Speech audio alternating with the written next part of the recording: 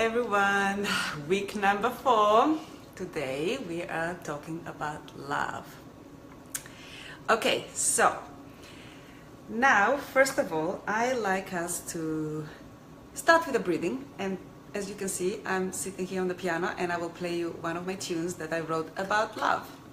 But let's do 5 breaths. Okay, everybody enjoy, relax, inhale, exhale powerfully through the mouth.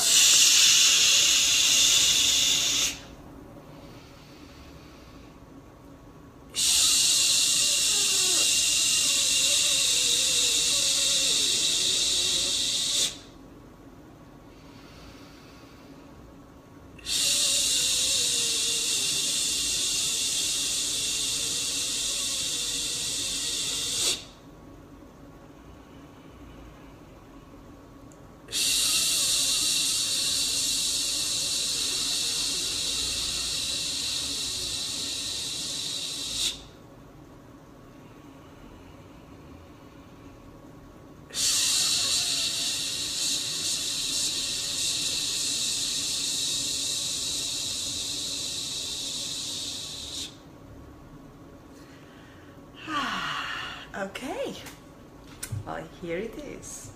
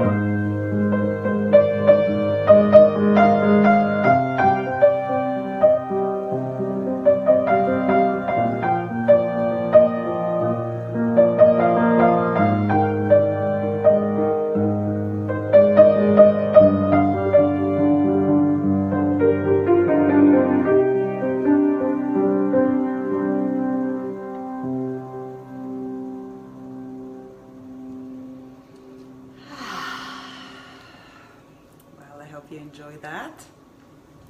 And we talk a little bit more about it. And now we're gonna go back and I'm gonna hold this and let's see how successful we can do this. It seems like easy. Easy, easy, easy. And now I'm just gonna adjust this way, right? Okay.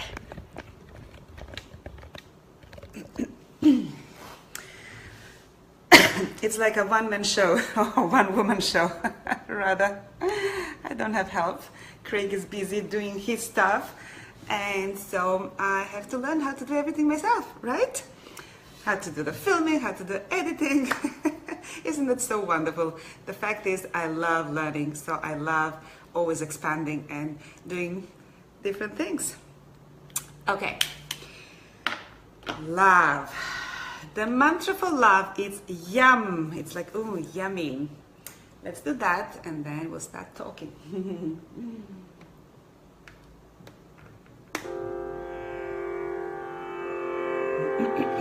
Yum. All right. Yum. Yum. Yum. Yum.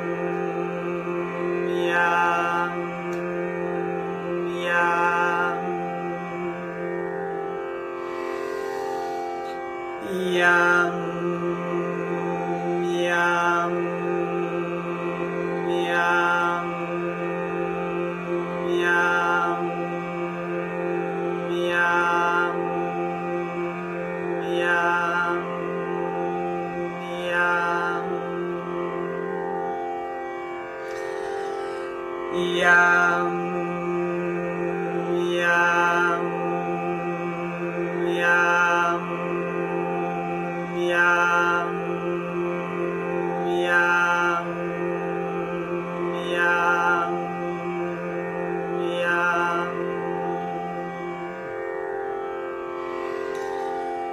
Yum, yum, yum, yum, yum, yum, yum, yum, yum, yum.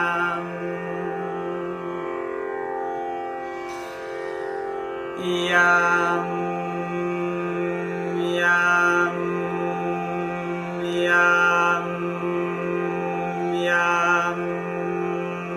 yum, yum, yum, yum,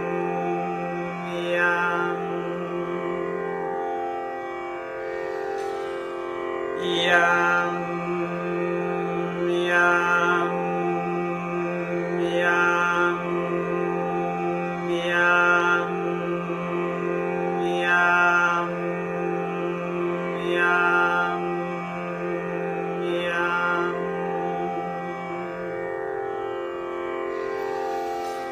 Yum, yum, yum, yum,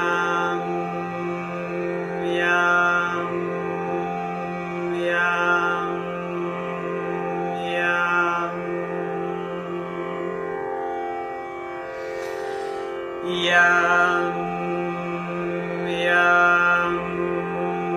yum, yum, yum,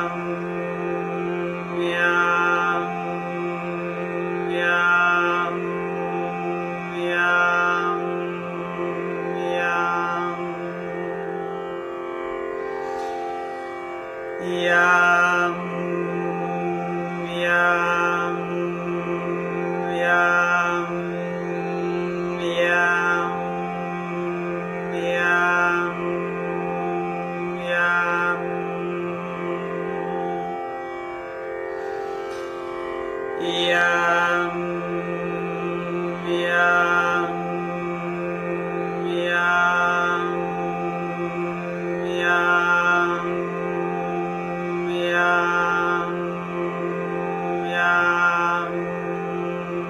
yum, Yum, yum,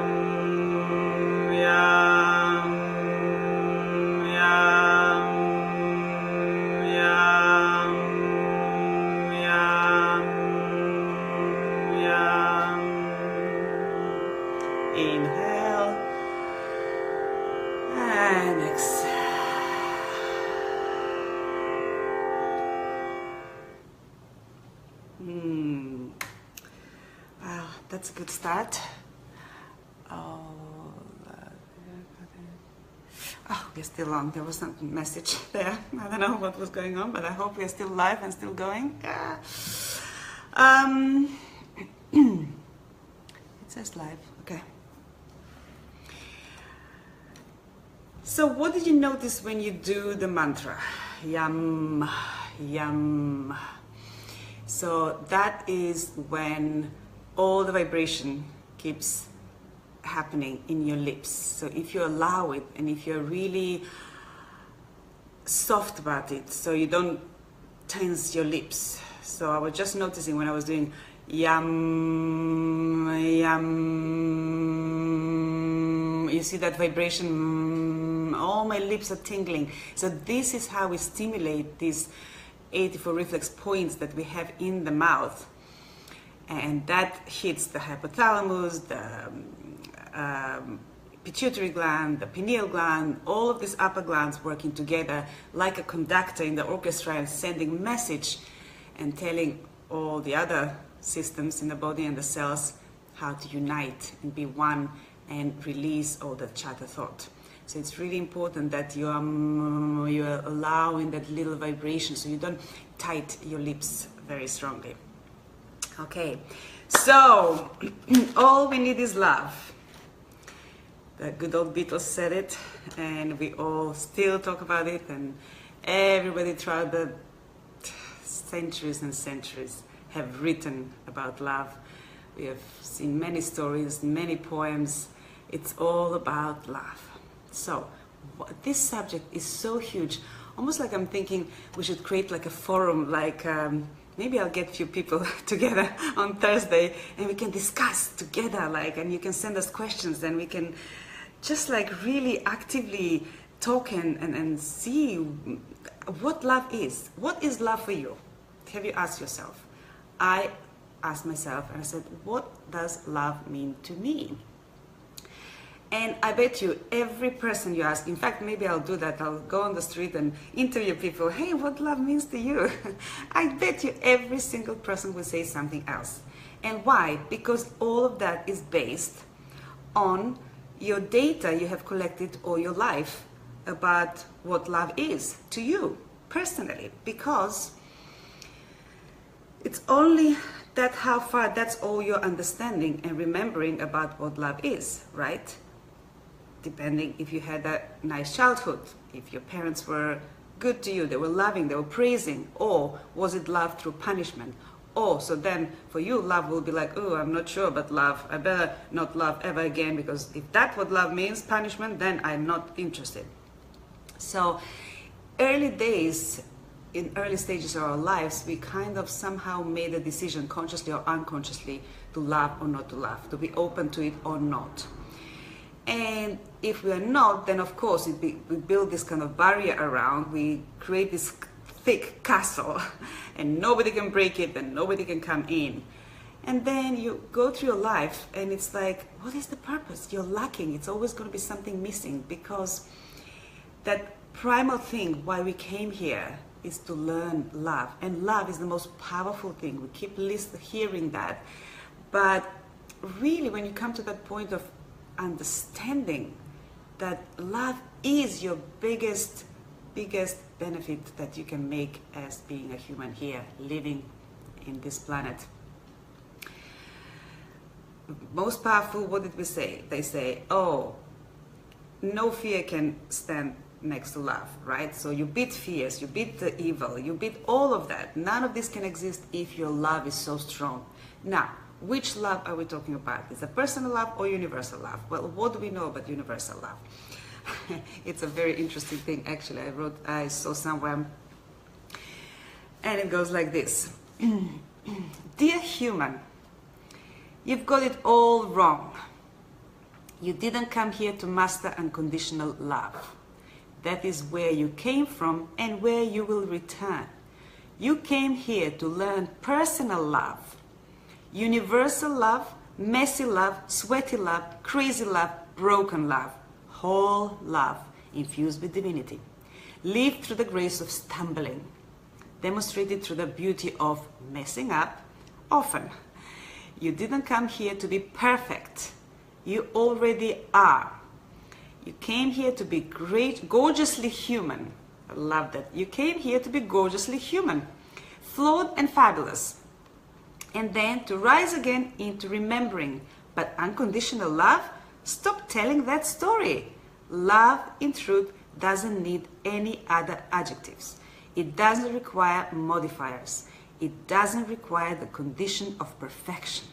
It only asks that you show up and do your best. That you stay present and feel fully.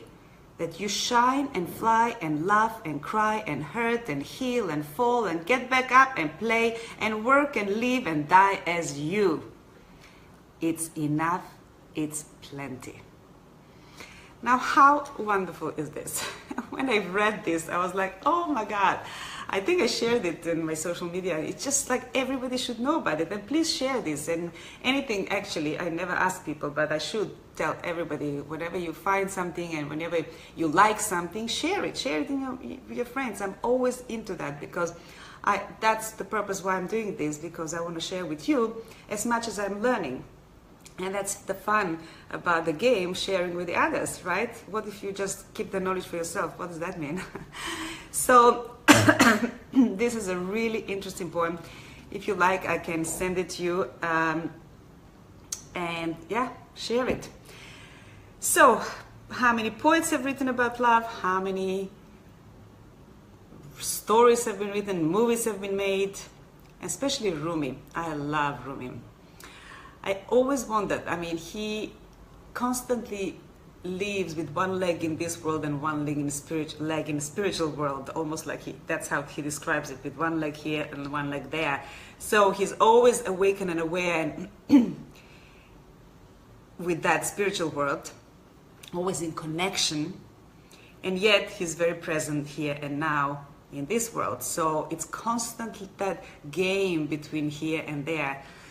And how he describes, I actually used it in some of my songs in my past, who sees through my eyes, who speaks through my lips, who thinks through my thoughts, who feels through my heart, who is that person?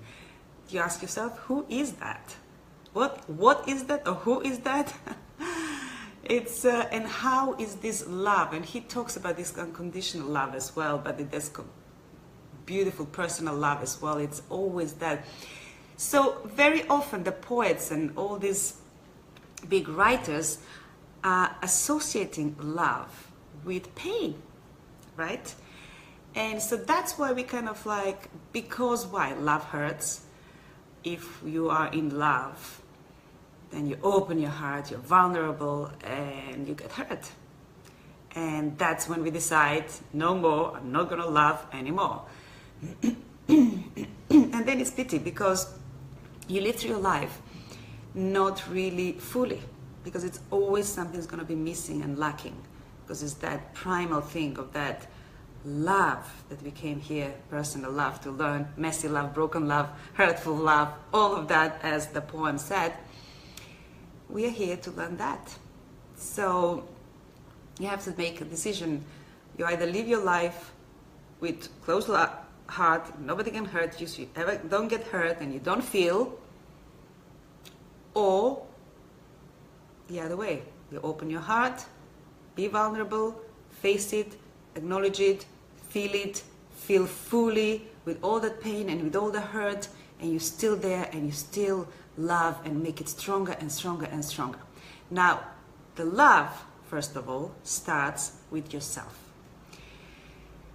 When I first heard that, and all the yoga and the scriptures and everybody's talking about that, loving yourself, and I'm like, oh, that's kind of selfish, but it's not selfish when you really think about it. But that was when I was younger, and the first thing it means, oh, you have to love yourself, it's all about you. But I understand. You have to start with yourself, and you really, truly have to love yourself first before you can love others. I mean, how can you be in a relationship with your partner and you think, if you don't love yourself, how can you love him? Just ask yourself that. It's almost impossible. You will always go from that lack and missing that I was saying, and always find flaws and and judgment and blaming, because you see, you don't get that reflection of that love. It will always be broken love. It will never be that fully acknowledged love and received and given.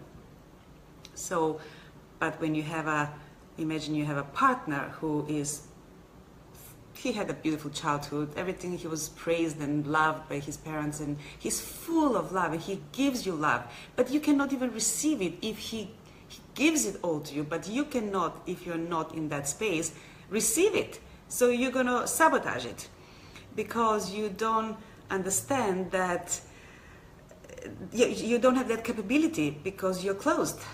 If your heart is closed and you don't know how to, open it and love, then you will not be able to receive that huge love that partner gives you. And so it's really something to think about. And when people say, we touched about on the relationships, but how do you relate with love into your relationship? How do you relate with love, not just sexual? Very often we confuse the infatuation and sexual compatibility with a partner with love, but love is bigger than that. It's like it opens the door through sexuality, but it's like much bigger than that. So it's almost like living ordinary life in a non-ordinary way. I mean, that's what kind of Rumi was talking about and trying to explain to us. We can be in this world and yet be non-ordinary. You can live. I think this world offers lots of parallel universes in a way, and parallel lives, because wherever your frequency is and whatever your understanding about yourself and loving others is, that's what you meet around you. So very often when I meet new friends and the way they are, I will ask myself, oh, I must be in a good place, because this person that I'm just meeting, it's amazing, it's full of love and it's full of vibrancy and life and an energy, and so I must be in that place myself, the fact that I'm meeting this person, because everybody you meet is your reflection. So everybody see as a reflection. So if I can see that person in front of me and I'm meeting and we are getting to be friendly, then I'm in a good space. But if you meet somebody also that is dark and negative and all this kind of low vibration and complaining and judging, and you're thinking, oh my God, why am I meeting this person? It must be that I'm projecting something here, that something in me is feeling like that. It shows you everything. Everybody around you, everybody you relate, everything you relate with is exactly the same. You go to some people's houses and they have a dog, and some dog really bark at you and doesn't like you. It's like, oh, what is it in me that the dog is sensing? Is it something that is not positive around here? Or the dog loves you and you're like, oh my God, okay, this dog loves me. Okay, that means something is here in me that I'm projecting that. So there's so many ways we can look at love. It's just an enormous subject. So I will go from that question. Ask yourself, what is love to you? Try to answer, try to be honest with yourself. What does love mean to you? And start thinking about it. Ask your friends. As I said, you have a dinner party, start talking about that. You will see amazing response from people. Everybody will come from their data and from their understanding what love is. They can only tell you what they feel it is. But there is no such a rule, and it's not written that how love should be. Only the saints here and the gurus and the teachers that we meet, that completely gone beyond that personal love and into unconditional love, and they understand both, and they're the ones who emanate love, to radiate love, and those are the teachers and gurus that we completely admire, because we're in awe with them, because we feel that they have something that we want. We want to be like that too. So can you imagine if more people are like that in this planet? almost like, I know we came here to learn personal love, but if we can have a taste of unconditional love and the personal love, understanding both and living in this world with that unconditional love or understanding about it, or even if it's a little glimpse of it that we have, we still understand, we know what that is, then you live your life in a different way. To me, I think that's like much more fuller, much more, we all have glimpses of it. Ask yourself, you must remember at least a few times in your life that you completely understood that. It's like there is no words to it. You can't, as soon as you start describing something, it becomes smaller. But that is the feeling of that bigness, of opening, of love, of unconditional. And I really love using that line. What the fourth chakra, heart chakra, is about, it's from when we cross over from me to we. So that's beautiful. It says it all. It's not just about me anymore. It's like that, it will be like a selfish love. Oh, me, and nobody else, and I'm not giving you anything. No, this is about when me becomes, grow up, when me grows up and becomes we. So then you care about others, then you want to be in community, you want to welcome everybody, you want to give, you want to share. That is the love that you grow into when you start opening and understanding and feeling. So you see, this is the most important week, really, because the love chakra is a bridge between the lower chakras that we just worked, the first, second, third week. That's like grounding. That's like being present here right now. We're sorting this personal life, right? Everything that we have to, grounding, receiving, giving, relating, action, everything that we learn is that first three chakras. Well, if you really want to go higher now into the realms, and then you start connecting with the upper chakras that we're going to see of 5th, 6th, and 7th week, we have to pass through the bridge, and the bridge is the heart. So you have to open the heart in order to get into higher and spiritual world. If you have not opened the heart, you cannot go there. So it's just as simple as that. So this is really, really important week. Please do pay attention to this week and get serious about it. It's about the time, 4th week. So I have also written something about, it's so interesting to me why I love this work and why I love teaching. When I see the groups of people, we do something like kissing your hand. Okay, it sounds weird, and I always say to people, and I explain exactly, but basically I have everybody lying down, and then I ask you to kiss your left hand as you imagine receiving love with that left hand is receiving. Then kiss your right hand, imagine you're giving love to yourself. This is all about yourself now. Again, just be selfish or not, because you are preparing yourself to love and be open and give to others. So first you start with yourself.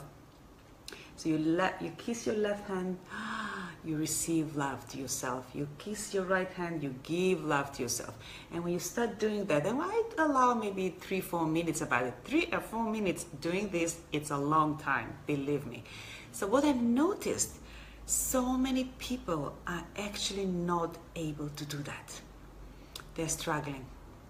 Some people I see, they can't even reach their hand to their lips. They're just standing like that, and they're full of resentment and unforgiveness, and their face is frozen. They're going through their turmoil. Some people are crying. It's just so amazing to see that how much we actually can't accept that love for ourselves. How, if you can't kiss your hand and be really yummy about yourself, where do you go from there? How can you be with others? So, and then often I do a workshop with couples, like a couple, when they maybe they've been together for many years, and They feel like they're losing that connection. And then as soon as I put them together, looking at each other's eyes, just simple, stand next to each other, opposite of each other, and just look at each other's eyes. Oh my God, how many people cannot do that? Try this with your partners. Please open yourself, talk about it. You need to face all of this that's going on. You cannot just keep denying and leaving it for later. When is later? It has to be now. Deal with it right now. This is your calling. This is your week. Stand in front of your partner, sitting, basically be comfortable in cross-legged position. Look at each other's eyes and see what's there. That is your first connection you can do. Then you're going to breathing together.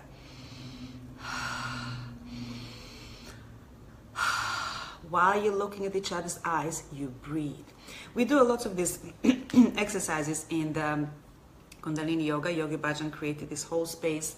It's called White Tantra. If you can attend any of these one-day workshops of White Tantra, I mean, there is festivals when you do 3 days of this, and you learn a lot about yourself. You open up a lot. You learn about the other person, and everything you see through the eyes of the other person, you see yourself. So that's the idea. When you look at each other's eyes, when you see the other person's eyes, you're connecting with yourself. You see yourself in the eyes of the other person. So that's called White Tantra. It's not about being sexually, it's called the Red Tantra. This is about White Tantra, which is just like naive and divine and beautiful. You recognize each other in looking at each other's eyes. So there is something,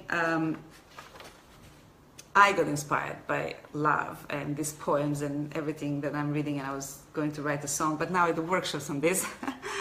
Ecstatic love. Love has no limitations. Love has no measure. Time and space cannot touch it. Fear and hatred cannot break it. The power of love.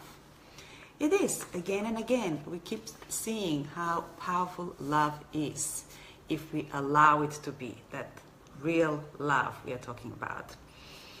So, where we were, then, okay, let's talk about confidence that we gain with loving ourselves and how we show up in the world. As the poem was saying, all you have to do is to show up and try your best. How that makes us feel confident. So I had a student and she was struggling. She had a couple of kids, I think maybe even 3, but she was gaining weight. She wasn't enough time to do the hormonal imbalances and all that happens, looking after the kids. You kind of forget about yourself, so you don't nourish yourself. But her job is to photograph other people. She's a photographer. So she always was on the other side of the camera.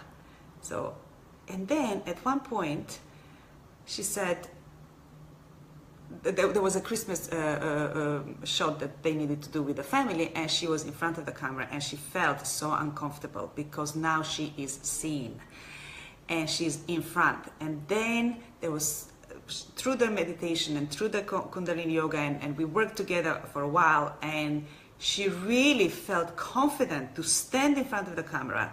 And then she made so many more pictures. She got another photographer to take pictures of her, of the kids, of the family, the whole thing.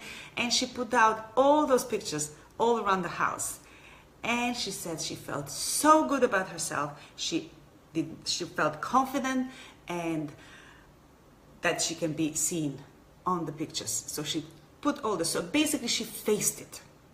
She faced that uncomfortable position when she is bigger and not feeling comfortable in front of the camera, being seen and all that. She faced it. She made peace with it. She was okay about it. And you know what was the next step? Of course, she started losing the weight. Because you face it, you acknowledge it, you recognize, you accept, and you say, okay, this is it. I'm okay. As soon as you say that, as soon as you accept, you're comfortable with that, you're just facing it, you're looking at it, then that real confidence comes, and then you actually lose weight. So that is something, it was beautiful. I actually even put her case in my book because it was just so great to show you how that real confidence with loving yourself can be so beautiful to show outside. And then I remember having I was in a restaurant and seeing this beautiful larger woman, but the way she was holding herself, the way she walked, the way she was carrying her clothes, she was just walking with such confidence, being so comfortable in her body. Immediately I was like, oh my God, she radiated. I noticed her because she was radiating love. She had so much love for herself, for her body. She was comfortable in her luscious, bigger body, and everything about her was just so beautiful and sexy, and it was just amazing. So I couldn't stop looking at her and just now and then just looking on the back and saying, my God, look at, she's laughing, that is beauty, that is real beauty. So we do lots of exercises we're gonna do now for this week with opening the heart, with, you know, meditations of thinking, I'm beautiful, I am enough the way I am. So we do little exercises up and down, and you break through the pain threshold barrier, and you keep singing. I actually wrote a song for it. I am who I am. I am who I am, and that's okay. I love myself the way I am. That is enough, as exactly as the poem was saying. So it's gonna be a beautiful week with lots of different little gems, and also action is required here, because if you have been sitting with this closed heart, you need to break it, right? What we are talking about, you need to break those walls, right? You can't just break it like being gentle. You need to require force. So we're going to be a lot of movement and opening the heart and all this kind of stuff, and breathing and huffing and puffing and shaking and breaking, and then it's like you find the diamond. You have to dig inside to find that little diamond and show it out. So it will be an exciting week. And you know, another thing, that how much the society, especially us as women, makes us so kind of like not loving ourselves, because we always have to compare and measure with the beautiful, flawless pictures of these gorgeous models, that they look so perfect, and the way they wear clothes, and they're skinny and they're slim and they're all, and you're like, oh my God, how am I ever going to look like this, right? So everybody's striving to be that and put on makeup, and everything is just sell, marketing, and we get lost in this whole world of like just running like a hamster, you know, trying to get to that point to be like that girls. And you know what? So many of those girls were my friends, and I was on that side as well. And not to mention the names, but you will never believe that those biggest people who everybody thinks are the most beautiful women in the world, they don't feel they are beautiful. And I had to work through all that. I was shocked. I could not believe, really? You think the whole world, how much more proof do you need? The whole world saying you're the most beautiful woman, and yet you don't believe it yourself. Isn't that strange? And so then with lots of work and, you know, based on her data and how she grew up, I mean, it was something. It was really shaking it and breaking lots of barriers there. So then, what else we're gonna, so stop judging yourself. You are perfect as you are, and you just have to face whatever is going on, be comfortable, and we're gonna help you with this week. What else? Oh, Rumi had another thing. Your task is not to seek for love, but merely to seek and find all the barriers within yourself that you have built against it. Good old Rumi. I love that guy. And then another thing, you don't need fixing because you're not broken. Right now, you're perfect just the way you are. That's another thing. Always remember that. And then just, again, I was talking about nurturing yourself. Ask yourself, do I have enough time? Do I create enough time for myself to nurture myself? It's all fine, of course. We look after the kids, look after your partner. Us women has lots of responsibility. We wear lots of hats, constantly trying to work and do things, and it's a constant. And you have to cook the dinner, and you have to be a lover, and you have to be a mother, and you have to be everything, right? But we are multitasking, and we are good at that. So, but do allow a space and time for yourself. You have to have that, okay, this is my time. I can put the candles around, I can have a lovely hot bath. Very often I put... Okay, now we are back again. Something happened, it said connection was broken, so I saw that sign, so I was like, I stopped it. So I don't know how far we've recorded, but we have another 15 minutes, and sorry about that. Things like this happen sometimes. So let's carry on about nurturing yourself. How funny, it stopped exactly then when we have to talk about nurturing yourself. As I said, put the candles, have a nice warm bath. I put Epsom salt, I put soda bicarbonate, and put some lovely oils of rose. Like rose oil is so opening the heart. Petals, rose, it's always related to the heart chakra. So put a little rose oil inside and just completely become one with that water, and close your eyes and just have always beautiful thoughts. Kiss your hands, just completely connect with yourself. Love yourself. And then, oh, I have another one, Mahatma Gandhi. The weak can never forgive. Forgiveness is the attribute of the strong. So that is one of the things why we stop loving ourselves, why we judge other people, why we judge ourselves. It's about forgiveness. So this week we're going to work a lot on forgiveness. Opening your heart, meaning stop judging and blaming yourself or others, opening the heart to forgive. And it's such a beautiful, I mean, the whole heaviness and responsibility and this heaviness that it's around you in your energy system of not being able to forgive.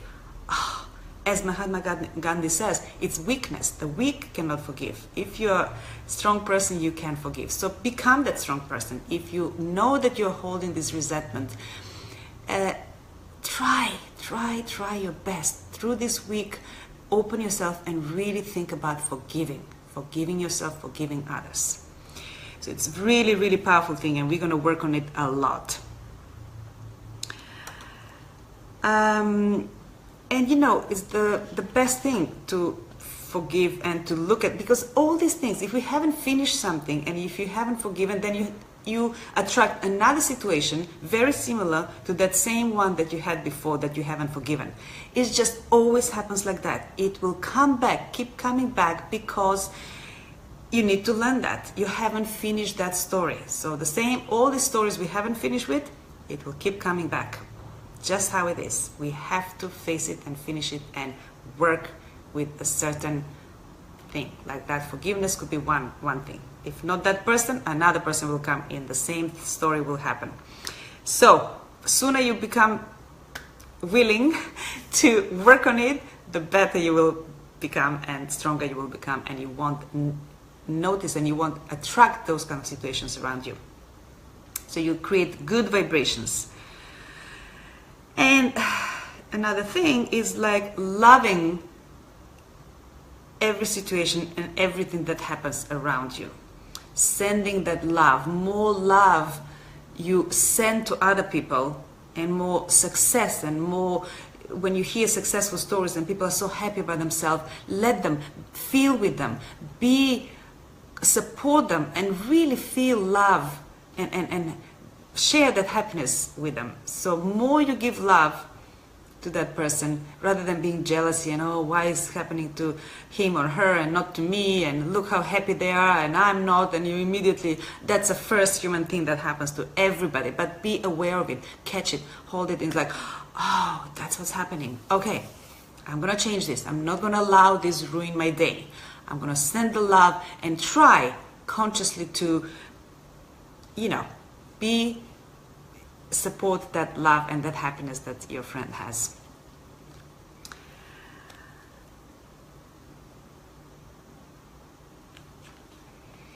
So lots of things I have, and we can carry on in next week. But then let's talk about, I mean, as I said, about partnership and your loved ones and your boyfriend, your husband, whoever you know, when you live with somebody for so long, or you've been together for so long, and after a while it becomes that kind of uncomfortable. As I was saying, I can see in couples that can't even see each other's eyes. They're good at practical things. They're like flatmates, right? They're doing things together, but living practical life. But actually connection, it's maybe wobbly and broken. You need to constantly, I mean, that's a constant work. I mean, relationship is constant work. You have that person who reminds you to you, it's your mirror, and sometimes you're completely annoyed and you hate it and you're like, argh, and you're annoyed by that, and then you always ask yourself, what is it in me that's projecting that in him? What is it? I always ask myself when I get like that, oh, why is that thing that I don't like? Certain things annoy me. So what is it in me that annoys that? So you really constantly have to be aware of that and just work. Relationship is work. What can I tell you? There are beautiful parts, but there are also ugly parts, and it's all one. Constant requires constant awareness, awakeness, just like you constantly work with that person. So how to create that connection? As I said, you can be looking at each other's eyes, breathe together, and then create that atmosphere of lovemaking. I mean, we have probably forgotten that. It's like nobody pays attention. It's like, oh, whatever you know. It's just make it special. Make it special. You know, I've read somewhere a beautifully described scene of how in the olden days they used to, the passage to the womanhood and the passage to the manhood. So the young boy and a young girl are going into that passage, and they're, you know, for the first time they are together and lovemaking. So the whole tribe used to celebrate that. It's such a joy to it. Everybody's playing music and the whole tribe is with them and smiling and laughing and making such a beautiful excitement that, oh, they're gonna have that union together for the first time. They make it so amazing. And the whole scene, I wish I could find it somewhere to read it to you. It's so beautifully written. And petals everywhere. They walk on the petals to get into that beautiful bed that's all like flowers and candles everywhere, and there's beautiful atmosphere, and the whole village is about you know, to celebrate with them. They're all around them. It's like you can hear outside of the temple the music and the laughter and the joy that associated to that first time. Who does that now? I mean, you tell me, wouldn't that be beautiful to have that experience of union for the first time? I mean, that would be amazing. So instead, because of this special, very powerful sexual act,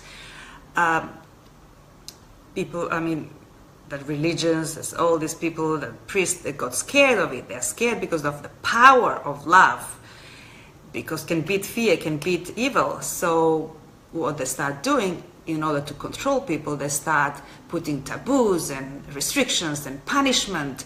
Like it became a punishment to be in love. So of course you see throughout the centuries how love was associated to pain and to punishment.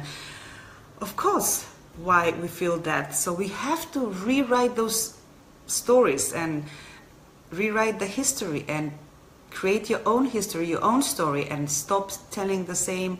Don't allow that, you know, which is kind of like in our DNA by now, but to really don't allow it to ruin your relationship, to ruin the way you are and the way you want to live your life and love. So what I'm saying is create that atmosphere.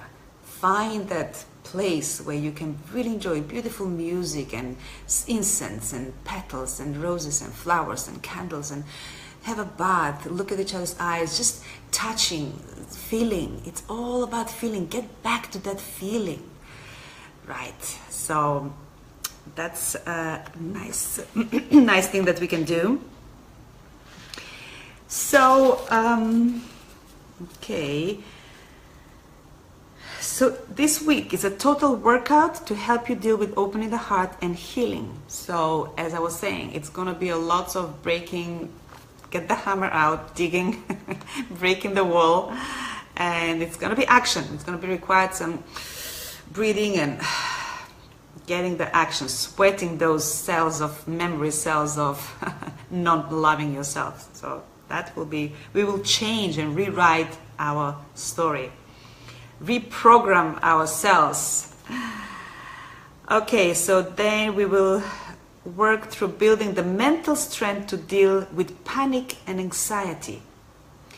So you see, this is when, because non-forgiveness, closing the heart, is starting to create problems there with breathing, with the lungs. Of course, you're not, if you have closed heart, the thymus is like, everything is like this instead of like that open. So of course, it's going to start causing problems with breathing because everything is shut. The air cannot come through, the oxygen. And that creates, as a result, creates panic and anxiety. It's very much related to. So you really have to start digging and opening that and getting out of it. So you create the space for this beauty and love instead of panic and anxiety and fear. It's all based on that.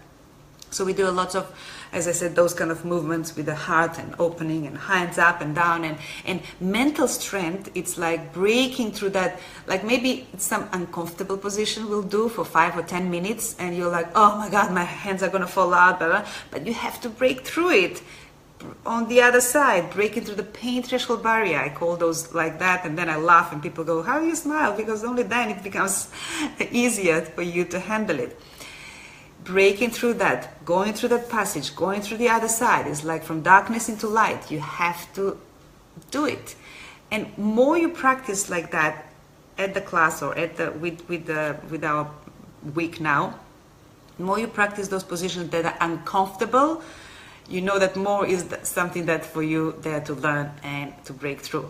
And then when you practice it at home, then when life happens and all the challenges and everything you're facing day to day, you will see, you will go through it so much smoother. It's just going to be easier, just because that's how it is. When you practice something at home and you're dealing with these panic attacks and anxieties and opening the heart, breaking the wall, and then, then it's easy. So that's the point. You learn it, you practice it, and then when you're in real life, no more bother. So we're going to do a lot of that. We'll show you how mantras are helpful in getting rid of the negative voices so that you can experience freedom and learn to observe feelings of joy. Of course, here the mantra is very powerful. We're going to do Sat Kar Tar, and we're going to set up for Thursday when we can actually do that. And we can do it together with the music, so you have that recording, and you can do it together with the filming, with the video. Sat Kar Tar, I mean, this mantra has been a magic. Every time I give it to people, like I remember a specific case I was teaching in Hong Kong, and one of the expats girls, she was American, but she was living there, and she said, oh, I don't know, maybe I don't relate well to Asian men, or I don't, any man, I just can't be, seems to date. I mean, I don't find any boyfriends. It's like, what's going on? I said, okay. Of course, something is shut here. We need to open it. We worked a little bit. And then at the end, I gave her, as part of the program, to do the mantra, Sat Kar Tar. So as I was there for a week, within that week, she's been practicing. She was so ready to do that. And she said, just a few days later, as she's been doing this mantra constantly, she met somebody in the elevator. And that became her boyfriend. It's just, she was like talking to me that, oh my God, she was all excited. And then I left, and then she wrote to me after a few months. She said, we're still together. And it's, oh, thank you. This mantra helped me, and that saved my life. So she's thinking that the mantra helped her. And that is true, but it's everything else that goes with it that helped her.